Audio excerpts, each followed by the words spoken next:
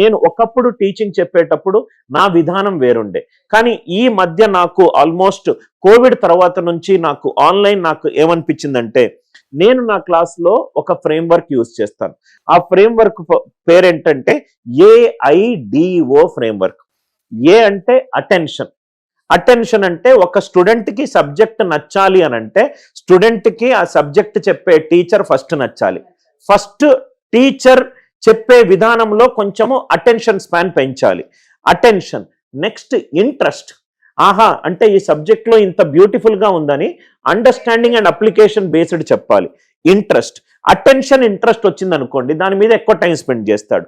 Dzire అంటే ఆ సబ్జెక్టులో నేను చెప్పిన దానికంటే కూడా ఎక్కువ నేర్చుకోవాలి అంటే ఇంటికి వెళ్ళి బస్సు స్కూల్ అయిపోయిన తర్వాత బస్సులో సార్ ఏదో చెప్పాడు యాంగిల్ ఇన్ ఏ సర్కిల్ 360 ఎందుకు వచ్చింది అని ఆలోచింపజేయాలి. అటెన్షన్, ఇంట్రెస్ట్, డిజైర్ క్రియేట్ చేసినప్పుడు ఫోర్త్ వన్ ఓ అనేది అవుట్కమ్. అవుట్కమ్ అనేది ఈ మూడిటి మీద ఆధారపడి ఉంటుంది.